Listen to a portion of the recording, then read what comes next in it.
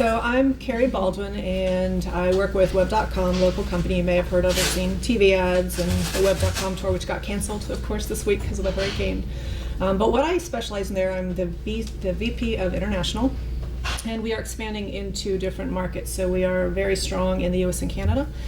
We have branched out into the UK for the past few years, and we are now going into markets in Spain and Colombia and Argentina. Fantastic. Fuad? Okay, my name is Fuad Raja. Originally, I was born in Jordan, and we moved with my family to Egypt, and I was raised in Egypt all my life.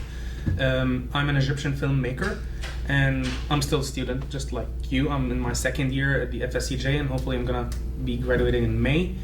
And then I'm going to transfer to the FSU Film School and Motion Picture. And I worked in Disney production in Egypt. And one of my future dreams is to be the first Egyptian Jordanian director winning an Academy Award. Good. There we go. Senor Chad. Hi, I'm Chad Domenisis. I'm the general manager of Univision 18 Jacksonville. That's one of the hats I wear because I'm also a producer. I've been a TV producer. I was a radio announcer for a while, radio personality we call them. I worked a lot in Latin radio in Miami. I've always worn a few different hats. Mostly in production, produced a few thousand TV commercials for Latin records. Julio Iglesias, Gloria Estefan, Wow. all those people. And then they stopped selling records, stopped selling CDs because of Napster, but they sell concerts. So I've done quite a few of those concerts as well. Mark Anthony, Carlos Vives, a lot of people like that. But I also do a lot of voiceovers still. I do voiceovers for a few different Univision stations around the country. They still call me. And I do a lot of South Florida Honda dealers, Gulf Coast Honda dealers. They send me the script in English. I convert it to Spanish. Actually, it's more than it's an translation adaptation. And we're going to talk a bit about that a little later on. And basically, I just love communications in general. People ask me what I am. I'm a communicator. And I like the magic of words. I like the magic of getting the message across. And that's why I'm here. We are lucky to have you here. Wow. And now I've met somebody that I can get to translate my television programs into Spanish. Anytime. Okay? There you go. You got a deal.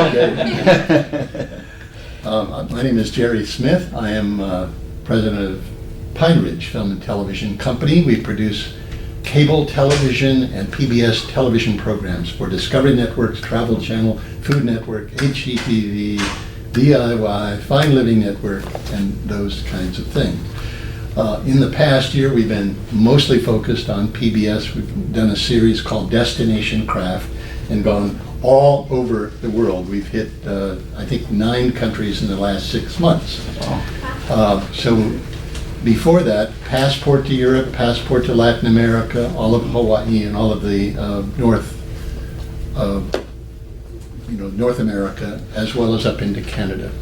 So that gives us a reason to be able to know what are some of the customs and the issues you have to deal with when you go around in the world. So that's basically who we are.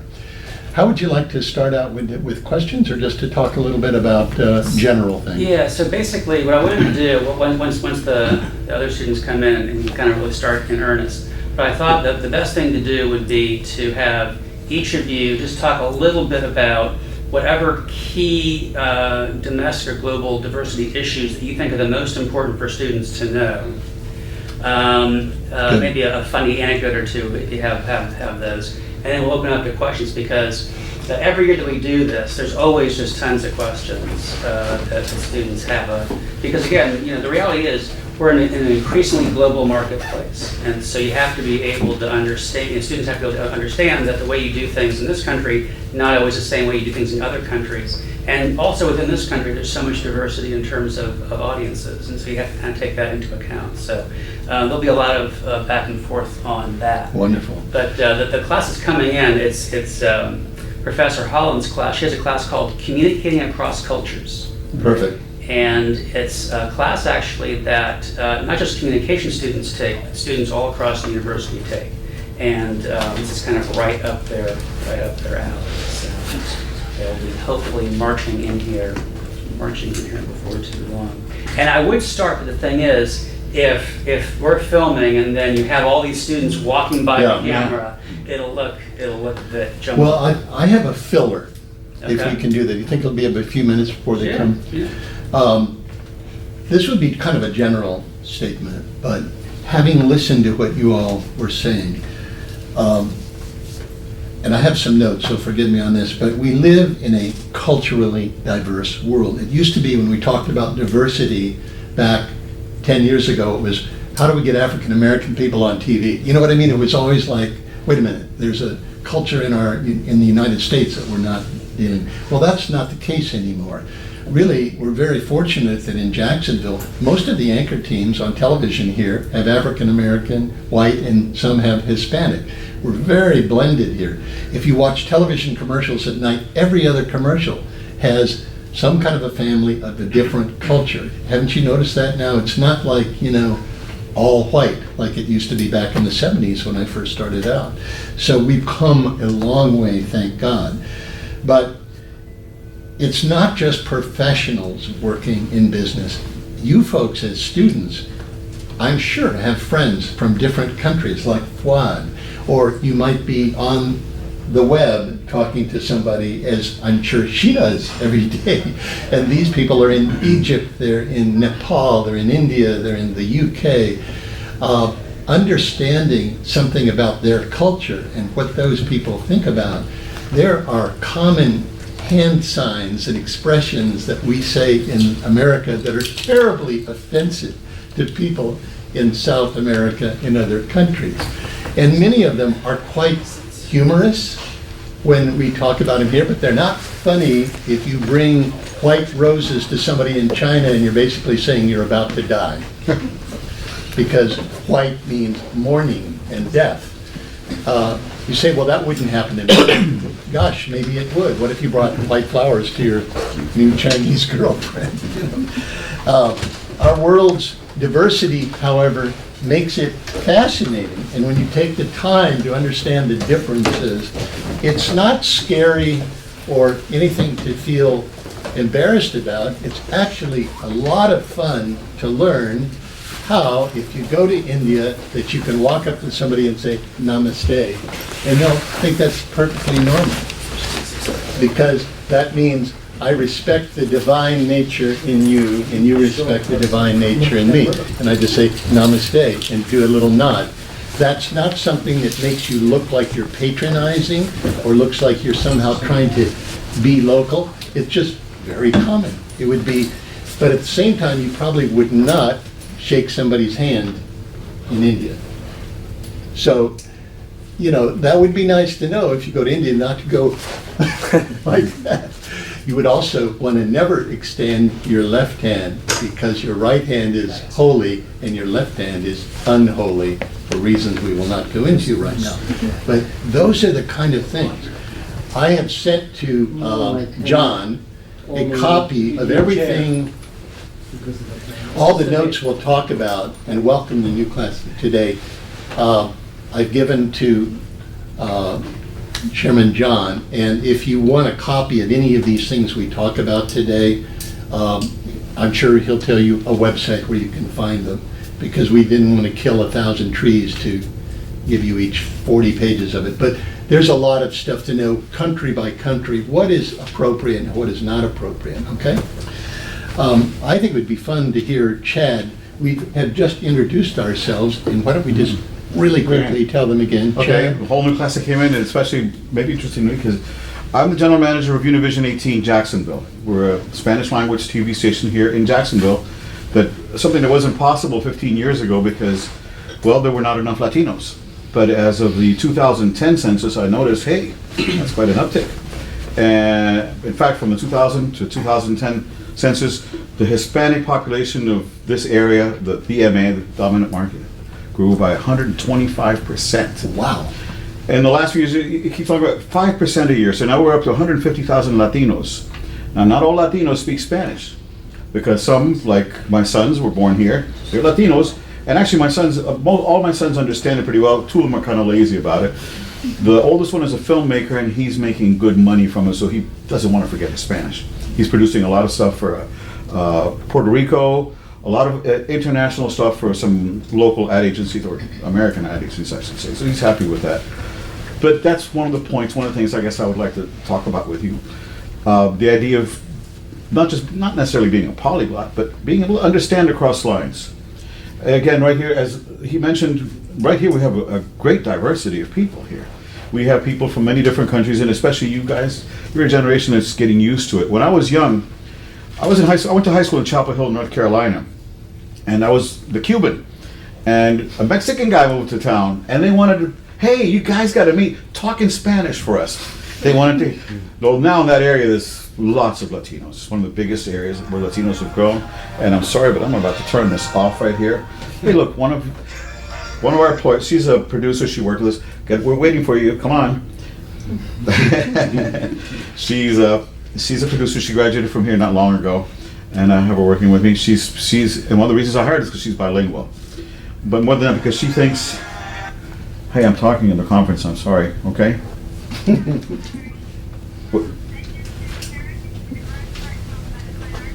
He's probably saying, I can't don't park. know this Quick, one. No. Okay, Dr. Parma, she says she can't, they're sending her to somewhere else? Yeah, hang on, ask Dr. Parma, hang on. This is what happens. Okay, I'm sorry. This is the executive. She wanted to be here anyway. She's a producer, she understands more than just the words, she understands the culture. She's Puerto Rican, born in the United States. As many, she's an American, but she likes to reach out and touch people. I mean, there used to be a famous Bell. they reach out and touch someone. It's that we're touching each other's lives many more ways than in the past. As I started saying back when I was in high school, oh, such a big thing. These days, we're all used to having people from various countries and various. I mean, you go to Walmart, for example, now, and you listen and you hear how many different languages here in Jacksonville. Now, beyond that, this is the first stage of your preparation for this. As you proceed, I mean, we were talking to some of these other people here before you guys got here. Some are in PR, some are in advertising, some just communications. Most of you haven't decided what you're going to do, and the truth is that maybe one of you guys is going to start doing, or maybe many of you guys is going to start doing something that we haven't even invented yet. Web design, web development, things like that were not possible 15, 20 years ago. I remember when I got my first email address, a few years before most of you guys were born. But before that, email, what's that? So as we extend forms of communication, it's not just being able to use them, but being able to use them effectively. And for that, the acceptance of diversity is the first step. That there's more than one voice, there's more than one set of ears listening to you. If you put yourself in the other person's place, it helps quite a bit. You already made the first step to bridging that difference. But more than that, if you understand their needs, their motivations for whatever, if you're an advertiser, if you're a public relations especially is very specific in this area. Some things, and like you said, there are some countries, maybe a hand sign might be taken as something totally, I mean, there's some places you go like this, and that's a bad word in some places. Mm-hmm. You don't want to do that, you know? There's some words even within Spanish, some things that you can say to a Cuban, you can't say to a Puerto Rican because they'll say, what? And for us, it's a very simple thing. To Mexicans, when I do commercials for Honda, South Florida Honda dealers, when we use a word for a down payment, it's a different word than we use for in Central Florida Honda, because there are more Cubans in South Florida, more Puerto Ricans in Central Florida. What are they? Well, in Puerto Rico, they use un pronto. El pronto is the first payment you make when you're getting the car. It's a down payment. In Cuba, it's entrada, el pago de entrada, the entry, right? In Mexico, it's a different one. I'm trying to remember what was the one over there. Enganche, the hook. What's el precio de enganche? What's the hook? So there are three different ways to say the same thing. Now, and actually, there's a fourth way. I say pago inicial, the initial payment. So when I'm writing a commercial, well, actually, I'm adapting it, like I said before. When they send it to me for me to do a voiceover, they trust that I'm going to go ahead and do some research on the audience. What's the audience? And focus for that. The same thing as when I was making music videos. We used to use, and again, this thing about the signs. We tried to avoid certain things that might, you know, oh, that's so strange, you know. But that's the way we do it in Cuba. No, it's not Cuba. Well, that's the way we do it in the Dominican Republic. No, it's different from Mexico's. You can't do that kind of stuff. But again, it goes back to putting yourself in the place of the other person. And you guys have an advantage over my generation because, again, when I was a Cuban, I got here, we had to convince people, no, we're Cubans, we don't eat tacos. You know? And our tamales are totally different. You know, it's different things. And things like that. But there's such a big world, and I'm going to let the other panelists start. But again, it comes down to first step for me is put yourself in the other person's place. Amazing thing, I think it's so thrilling that your company is here. It's such a great idea. If you grow 125%, that's exponentially happening next year and the next year and the next year. We have 1,000 people coming over our border into Florida every year, moving here. That was one of the big problems with Hurricane Matthew. Was what do we do with these people who still haven't put down roots? We have Web.com, which is a Jacksonville-based company created by a Jacksonville genius, and it is now going worldwide. So here we are in the middle of nowhere. I mean, Jacksonville, Florida is a big deal company here. She has a great future, and she's a young woman, you know, and can do this. That means those are jobs for you guys, the larger they get. I am starting a new television network on the internet in a matter of months. We will have to employ a lot of people to do that. So really, this is a really good time for you folks to maybe not have to leave Jacksonville. I think when he said Cuba, Mexico, Puerto Rico, when you go to Hawaii, even in our United States, you go to Hawaii, you can't say, oh, you Hawaiians, you're all crazy. They'll go, who are you talking about? The only people that are Hawaiians in Hawaii are indigenous native Hawaiians. You would say, you residents of Hawaii, you would, you know, talk about that. You don't say back in the States because you're in a state. You're in Hawaii, you know, but people who go there say, you know, back in the States, we don't do things this way. And we go, oh, well, you're in a state of the United States. So there are all these kind of things. In Hawaii, even though it is just across the pond, when you go to a business meeting, you bring a gift. Some kind of a little gift. It's a bag of oranges from Florida, or it's something like that. That happens in a lot of different places. And you do not talk about business for at least a half an hour.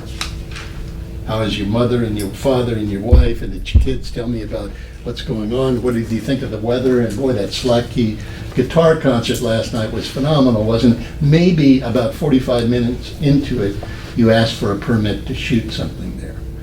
That's how long it takes to establish a relationship. And that's within the within the United States of America. You must be talking to people across the globe, aren't you now? I am. What yes, have you found to absolutely. be some of the things that you've had to watch out for? Well, I think it's actually funny when I think about diversity. I think as Americans, we usually think of the term diversity as it's gender, or it's ethnicity, or it's some kind of Yeah. orientation, this or that, or it's a religious orientation. And I think the more we push diversity and the more diverse we are, the more the same we actually become. And so what I found as I travel globally and I talk to people in different countries, and we're talking from Asia to Europe to Latin and South America, we're actually very, very similar in most respects, I would say. The type of business that we handle for customers is our target audience are small businesses now globally. We build websites for them, we run online marketing campaigns for them, social media campaigns for them. As a small business owner, it does not matter what country you are in, your goal is the same. It's to take care of your family, it's to take care of your customers, it's to do the best that you can. And so for us, I think, maybe some of the interesting things I've learned is that in some places, I think if you're in a very homogenous culture, I will stand out if I'm not in Iceland, for example. But in most places, we're so similar. So we have a team in Colombia, and when we're putting together digital marketing pieces for them, they'll say, Carrie, we need images of people who look ethnic to Colombia. And so I will provide those. And the next thing I know, they turn around a magazine ad with blonde people in it. So I mean, it's literally people think very differently than I think you would expect them to. That's funny. What have you noticed since you've been here that is remarkably different than Jordan? Well, probably everything. Because in the Middle East, well, especially in Egypt, well, I didn't live in Jordan that much. I lived like 4 years, but I was raised in Egypt. So the first thing that I recognize here, which is very different, is the traffic. In Egypt, the traffic signs are just decoration in the street. We don't use them. That's why one of my Egyptian friends, when he first came here, he got 15 tickets in a week. So because he's not accustomed to respect the signals. But in general, That's what I think about diversity. It's like a puzzle game. Every single piece in this puzzle is different. But if a part is missing, this whole picture is not going to be completed. A good analogy. So every one of us has different backgrounds, has probably different religions, from different countries. But when I first came here, I really felt myself that I'm still back in my country, because in college, I'm studying at the FSCJ. I felt myself when I started attending classes, they just started treating me as I am American, as I'm a part of the community, I'm a part of the class. They didn't talk about, oh, you're from a different country, no, don't be in our group. I didn't have any kind of these kind of comments. So, are any of you international students who've come from another country?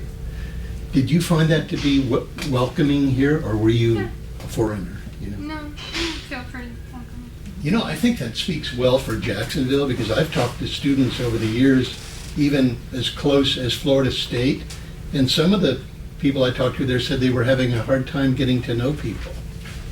So you must just be such an engaging person. But, you know, and when I went to school at the University of Kansas, we had people-to-people programs. International people and local students got together, and we had a lot of fun together. But I still think you can be isolated in some places. I'm glad to hear that you're not feeling that way. you know, one of the obstacles that can face some people, thank you Lord that I'm not one of them, is the language.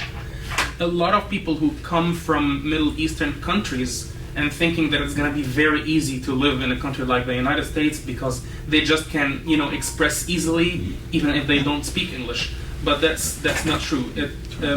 And here comes the role of education. Education is very important in our country to teach the kids in schools different languages. In my view, that's one of the most important things to think about for any Middle Eastern or anyone in all the world. To think about is the language. You have to learn a different language to know how to communicate with people from other cultures.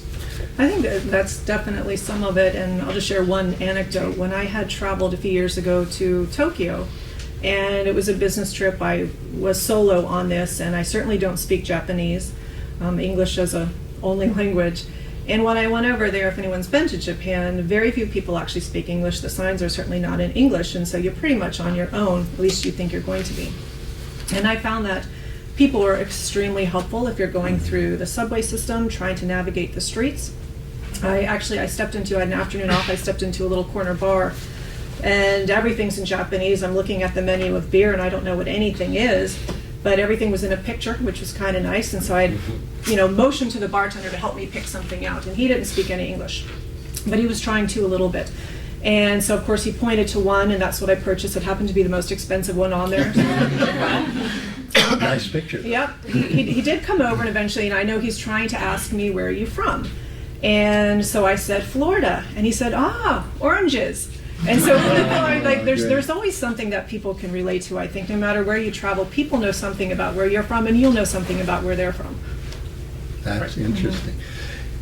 Have you ever had a faux pas in talking to anybody overseas? Yeah, I once had to speak in Germany, and I referred to it as the motherland instead of the fatherland, or vice versa. I forget what it was. You've got Russia and Germany. That was it was funny. It wasn't really a faux pas, but it was funny.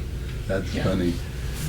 People are very nice and forgiving. I've traveled all over the world for more than 30 years, and I've never been embarrassed by anybody, but they will bring you aside and say, oh, by the way, I wouldn't be saying okay.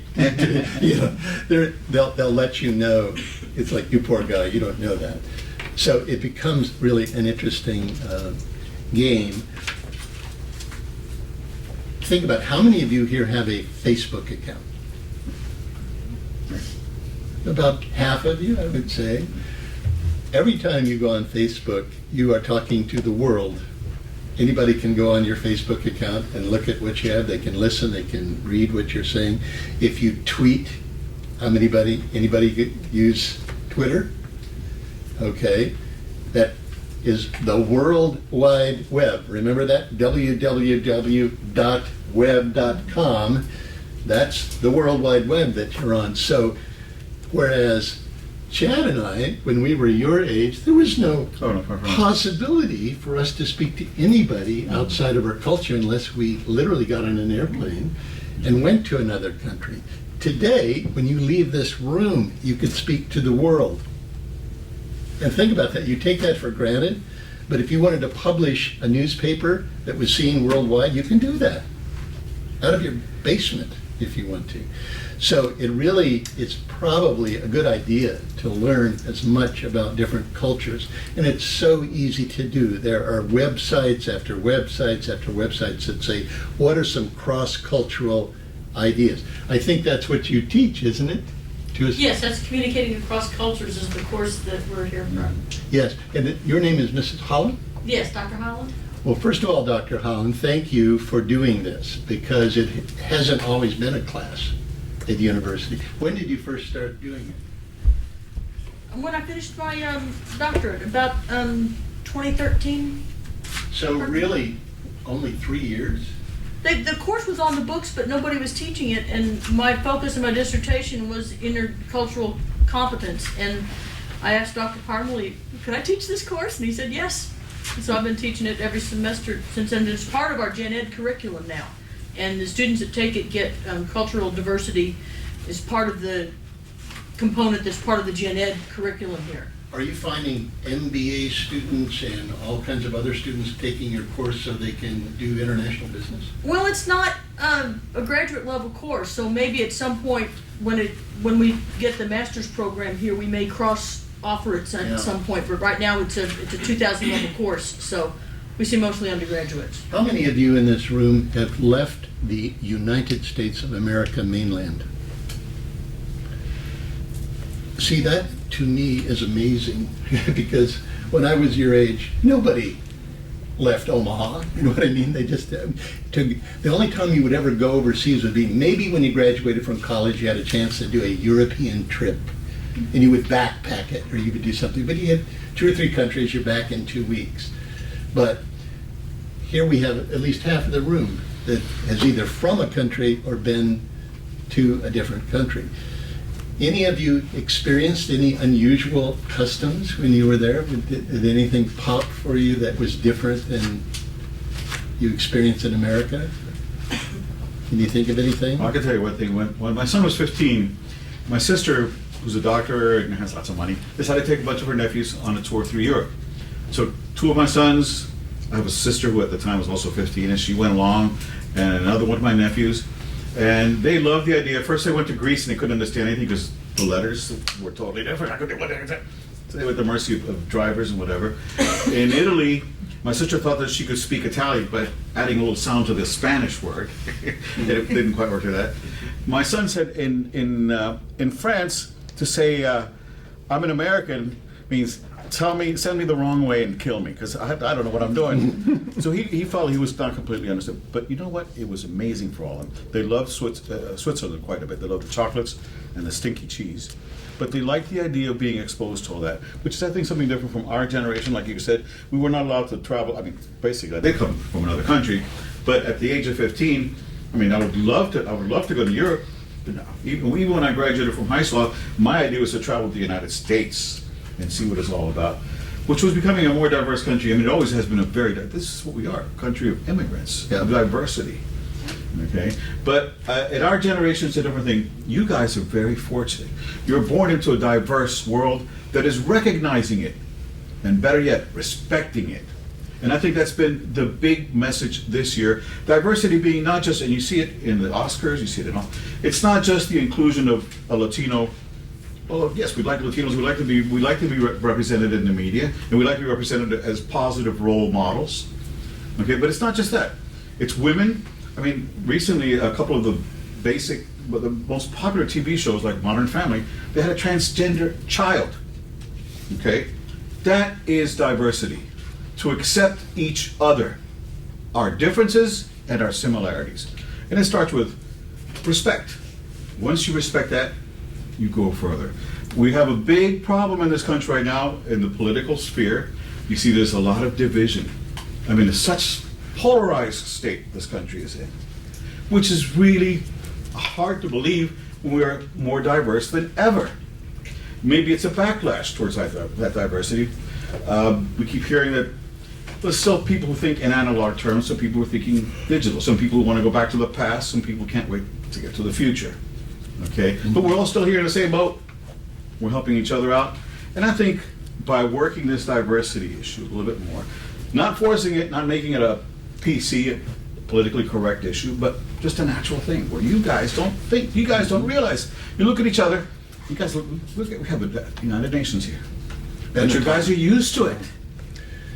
Now, work it.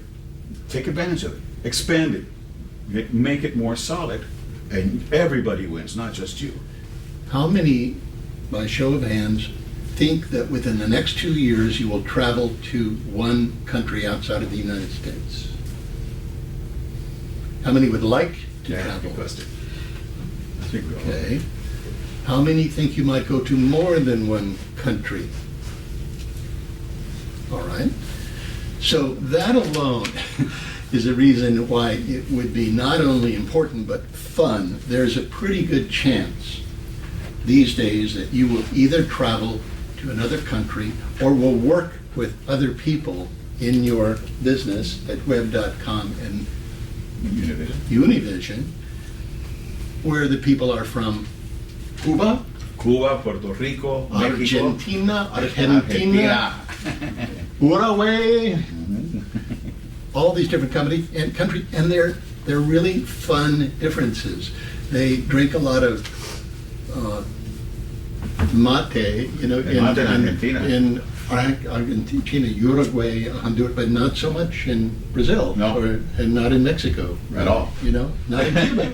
Not in Cuba. Very few, very few. It's a kind of a poignant tea, you know. It's got like about 10 times the caffeine as coffee. Yerba mate, you know.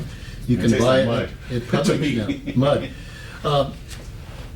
What you're doing is making a really good first impression. We all know how important it is to make a good first impression. It can be the difference between a really good first impression and an embarrassing first impression. And so you want to really try to avoid to do that. I don't think when I first started traveling as a young man around the world, I can't remember being in Italy and being embarrassed by anything, you know. So I think people welcome you as a tourist, but the more you become, the more you work as a student or somebody in business, they're kind of accepting you into their business world. You're no longer that tourist who came here to my hotel where we all are aware of you being a tourist. You're now just one of us working at web.com. So then suddenly there are going to be little things that happen, like in many countries when you go, I want to say Japan, and help me, where are you originally from? China. Tell me, I think it's the case in China, but correct me if I'm wrong. When you go to a vending machine, you basically get your coffee and whatever it is, and you stay in that area and use that there. You don't walk away drinking coffee and eating a sandwich. Mm-hmm. You're supposed to go to that area and stay in that area. It's considered courteous to drink and eat in that area. Sometimes there are tables and sometimes not. Sometimes they're just machines. But isn't that a weird little thing? So here you are, going to China, and you get your Coca-Cola and your sandwich, and you're walking down the street, you know, and people are looking at you like, what are you doing? Isn't that a funny thing, though? Just a weird little thing like that. That's what I think, I don't know, Dr. Holland, do you have fun with those cultural differences in your class? Oh, yeah, we spend a lot of time, I show clips of movies and the like, and again, we have students that have a broad background, so I always try to get them to share stories and to, you know.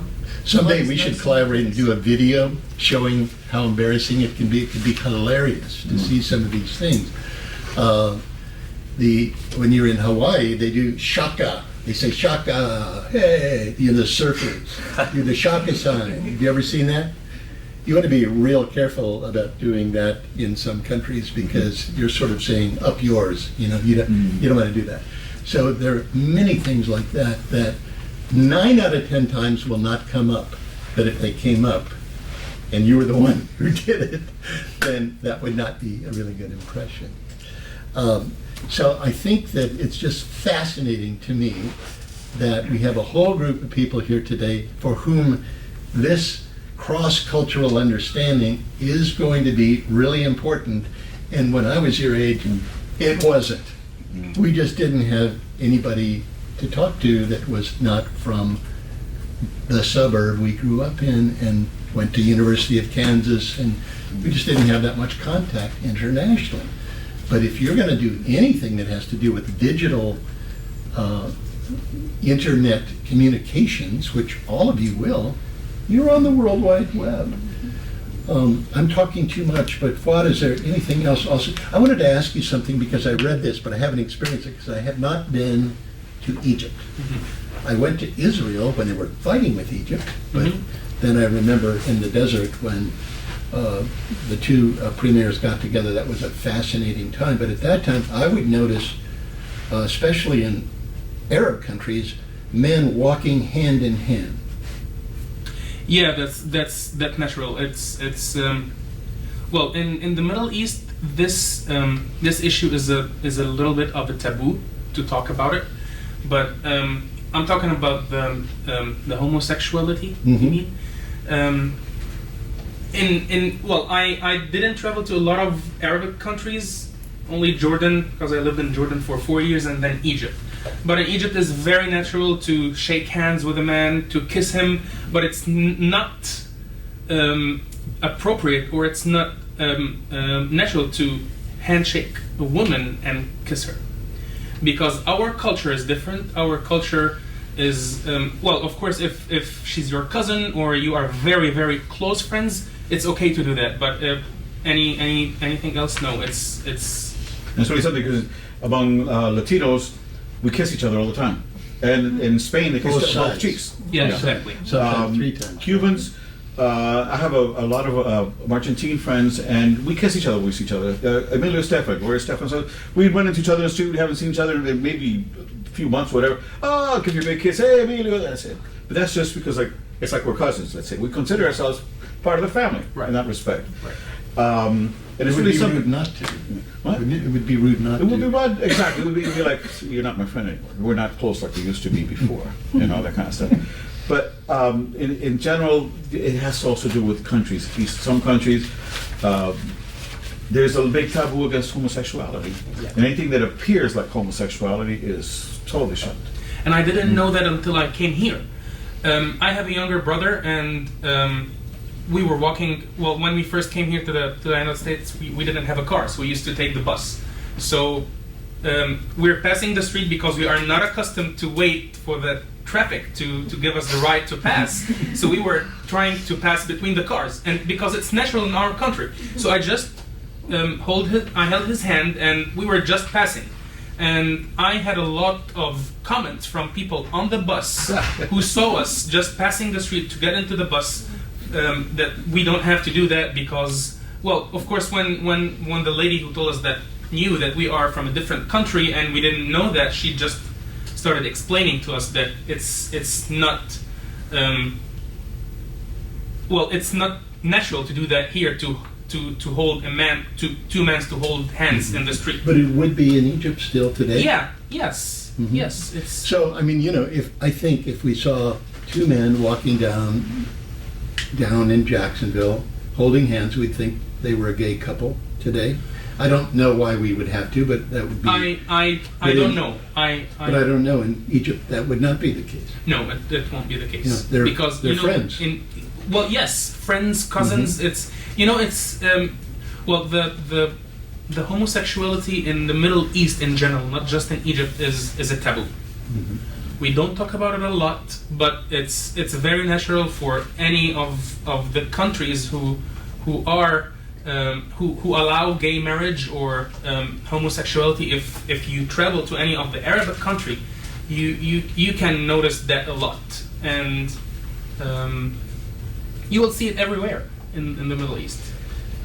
Do you have to, Carrie, do you have to observe any kind of protocol in the language? Like if you're creating a website for somebody in not the UK, but what would be Say another? Colombia or Spain. Colombia.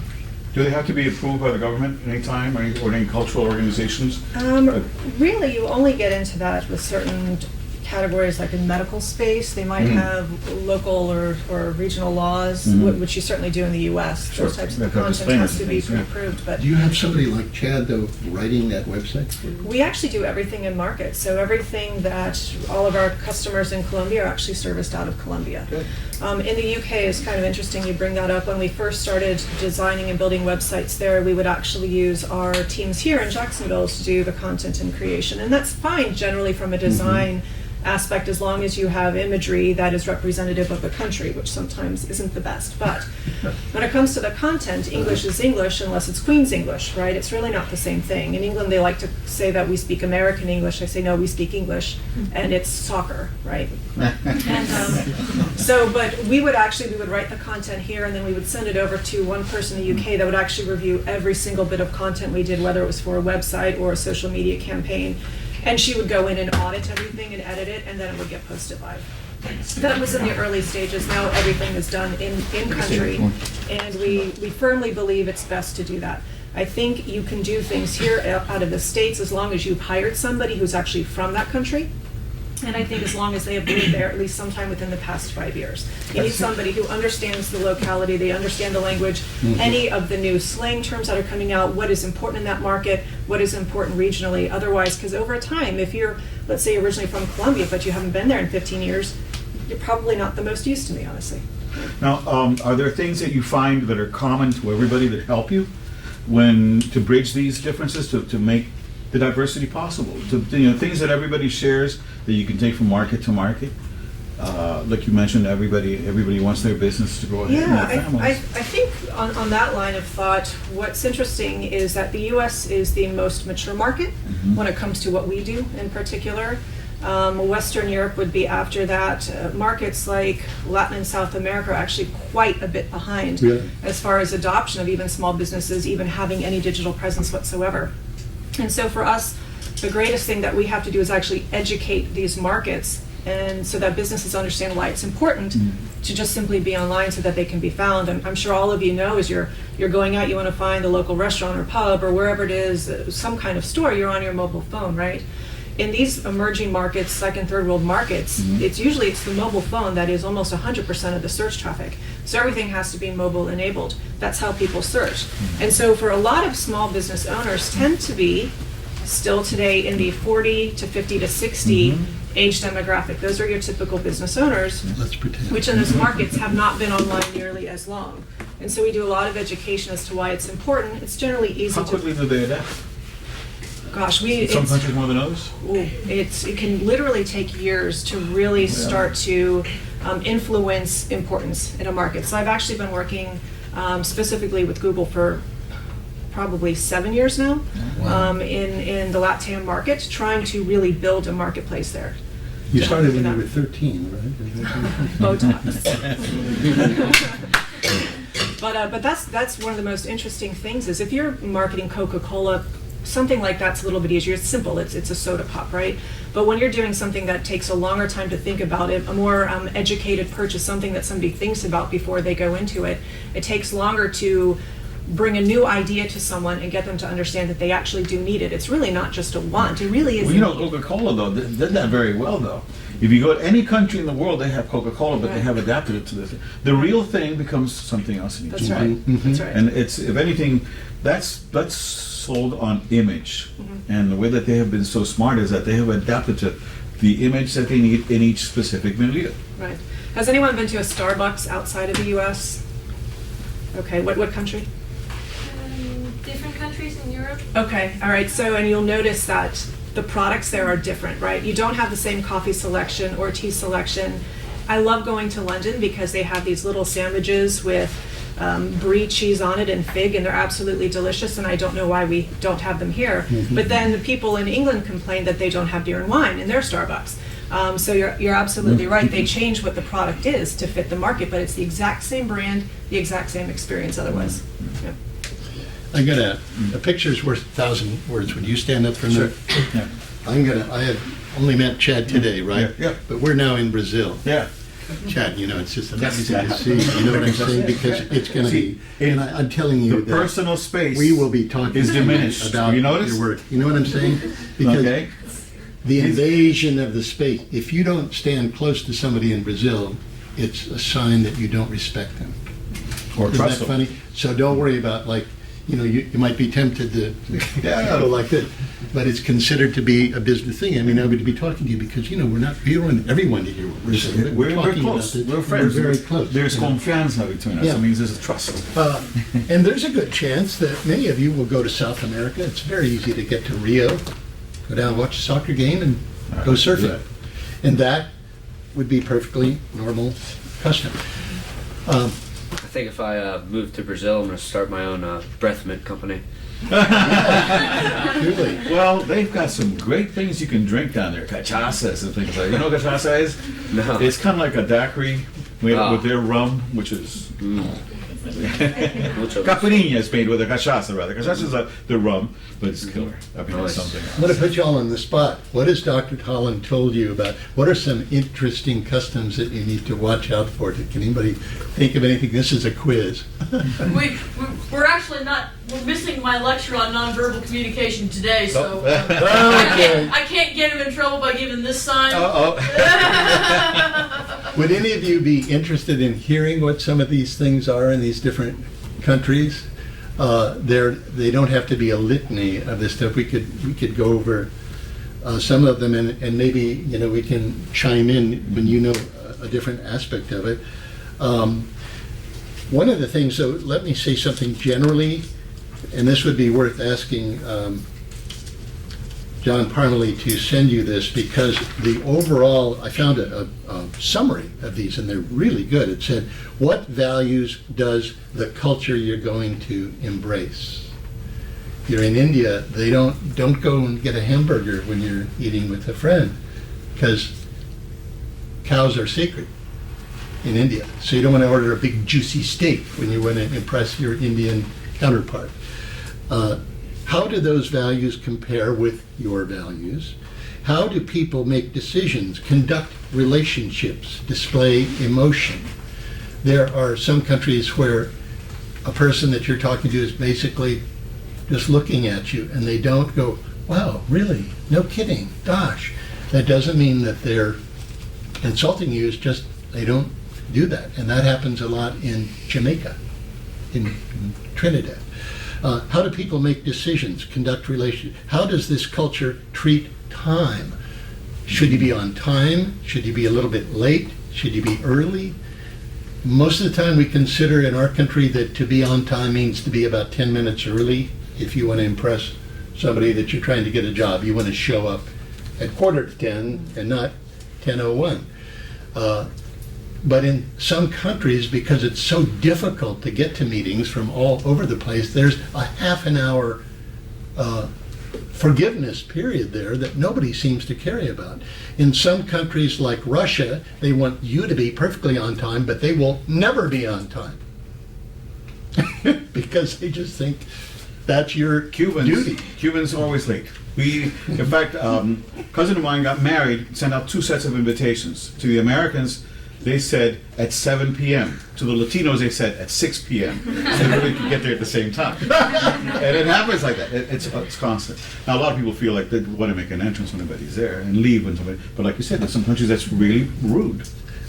And we have the same, Well, I brought the same up thing in Egypt as well. Gender. What are some other things that you do or don't do between men and women in Egypt, for example, and the Middle East? Well, it's not really between men and women. It's between a country and country. Mm-hmm. In the Middle East, we have all the countries are speaking Arabic, but every country has its own separate accent. It's exactly like the difference between the American, the British, the Australian. It's all English, but different accents. And Egypt is considered as the Hollywood of the Middle East. Everything related to show business, movies, TV production is filmed and produced in Egypt in the Egyptian accent, and it's streamed on the TVs all over the Middle East.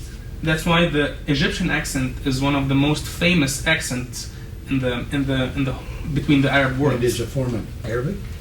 It is Arabic, but a different accent. Wow. Well, for example, the way that you say hi in Egypt is, for example, is أهلا وسهلا, but in Jordan, it's marhaba. Very different. It's very different, but it's still the same meaning, and every one of the two words, they have its accent. So that's why when I go anywhere in the Middle East and start talking Egyptian, people can understand me very easily because they simply watch TV. But when they talk to me, I might not understand them because there's no way that I can hear their accent on TV. Some countries have some TV shows that plays in Egypt, and we watch it, but not all of them. So That's really interesting, isn't it? To know that if you're watching online movies that were produced in Egypt and the Middle East, it's going to be in that. Before I'm going to ask you, a little delay, going a little bit what he asked, in some Latin countries, it's very common for a man to flirt with a woman on the street. To say, oh, qué linda. Here, of course, we're becoming more and more sensitive to that. And we consider it an invasion and sometimes even harassment. While in some of those countries, it's okay. You go to work and your boss says, "Ay, qué linda te estás hoy, chica. How beautiful you are today." But you cannot say that here too much because they're going to misunderstand it. you cannot say that in Egypt as well. You can't at all. You should, well, if you're walking with a girl in the street, you should be engaged or married or siblings. Oh, wow. Yes. And if you run into That somebody, is very important. Say that again, because if you're walking in the street With a woman, you should be engaged or married or sibling. wow. We don't So, have the not in concept business. of girl and boyfriend in Egypt. What about the business Yeah, relationship? so if, Well, business relationship. Well, probably you might find that in the companies that are located in compounds, not in the street. would Carrie need to be careful that she didn't walk with one of her business associates in Colombia, no, or in Egypt, down the street with that person? Yeah. But they would think it was her sister. Well, I don't know Not because if it was an Egyptian in Carrie, you know? because I'm not engaged, I'm not married, and I don't have any girl siblings, so I didn't really experience that. But But you walk alone then? I walk alone, or I walk with my brother, if it's necessary, if it's a dangerous street, for example, or Uh-huh. it's unusual to walk in it. So I just walk with my brother. But it's not custom to walk with a girl in the street if she's not your wife or your fiance or your sister. Can you talk to somebody or you see a woman in the street? and- Well, yes, there are some exceptions. For example, if you don't know the street, so you can just stop anyone in the street and ask. Whatever, she's a boy or girl, doesn't really matter. But in Cuba, there's some famous flirts. Like, there's one that say, "Wow, if you cook like you walk, I'll eat the pots and pans." Well, that's in Egypt. In Egypt, that's considered as a crime. That's a crime. And See, you would be arrested. And you would be arrested and put in jail immediately. Wow. Yes. Here you would be Donald Trump. yeah, here you Now I'm going to ask my new Chinese daughter here. I'm in Beijing, and I'm at a business meeting, and I'm 25 years old. I'm really smart, and they've invited me to come there because I'm a genius, and I'm helping them. And in that meeting are a group of older businessmen. One of them is probably near 60. The rest of them are in their 40s. Would it be who should really speak first? The 60, like the elder, like the oldest, like he should probably have like the middle seat, and then you should probably like start toasting first and then go around. Yeah. Did you hear that? The oldest person in the room, it's reverence for age in the Far East. And so you're not going to say, "Hi, and hey boy, it's really great to be here. I'm so glad you guys invited me," and I'm blabbing my face off, and everybody's embarrassed. Business cards are almost revered in China and Japan, and you're supposed to hand a business card with two hands. This would be the proper way to do this. And you're supposed to receive it with two hands. So take that to the bank with what you're doing. And these things are considered to be really important. It's not just an aside. Have you experienced that? I've definitely done it. It's actually quite fun because it's like a process versus here you go, here's my card, which is typically how it is here. Yeah, I actually enjoy that. Okay, you mentioned that you do work with the people in the country for that country, but do you find that you need more and more people here that can communicate with other countries, that understand other countries? Or is your base office here stacking up on that kind of power? We really rely on people in country. So while we're selling the same products and it's the same processes to produce them, we use all of the vast experience we have in the US to make sure that when we go overseas, we're doing it right and we're learning from past mistakes and getting it out of the gate strong. We will make some product differences to what fits the market best, so things won't be completely identical. But I mean, really, when it comes to our international presence here, it's really me. And so I coordinate with people amongst these other countries, and Skype is wonderful, WhatsApp is wonderful. Those are the best ways to communicate. I use Google Translate throughout the day. It's not very good. And if you go to Bing Translate, you get a completely different translation of the same text, but at least you have an idea of what's being said. We do focus heavily on actually trying to find people who are bilingual in those countries. Yeah. So people who do know some English, so at least we can communicate as best we can. Not everyone does, and so you do have some communication breakdown. So patience is so important. It's really, really key that you can't get frustrated with someone who doesn't understand what you're saying, because at the same time, they're probably frustrated that you don't understand them. So patience is really important there, I would say. Can I ask you a question about web design? Yeah. I've read that for some markets that tend to have a more of a collectivistic sort of a perspective, that whole designs of the websites and what images you would use and what the writing you would have would be completely different from, say, the U.S., that would have more an individualistic sort of a slant to that. Have you seen differences of that kind of just whole design? Yeah, no, not in the markets that we're in. And actually, interestingly, the website platform that we use to build our international sites on is actually a platform out of Europe. And so the platform we use in the US is our own in-house US built platform, but they're actually still very similar. I think really the main thing about website design, I think culturally those differences are going to go away more rapidly. The reason for that is, again, it's the mobile phone, and a website has to operate and look and function on a mobile phone, which really limits how it can be. So when you start to look at desktop websites, that's really a mobile site stretched out. So that, I mean, they're all going to look the same over time. Imagine there are also kind of fads and things that come in fashion and go out of fashion. Frames that maybe are used for a while and then discarded, or There things are, like that. yeah, there definitely are, and I'm not a fan of those fads at all, because they do get a little bit tiresome. I think everyone essentially has the same style right now, but it's what works best on a mobile. So I'm actually looking forward to when that changes. So maybe some designers in here will come up with something interesting. What is your name? I forgot. Oh, my name, my Chinese name is Shi Yi, but I don't want to confuse a lot of people, so I chose the English name is Corinne. Karen? Yeah, it's easier. Well, it's interesting that you are thinking multiculturally like that. Yeah. Making it easier for us, Yeah. because it's hard to pronounce your name in Chinese for most of us. Beautiful. It is, yeah. What is my problem?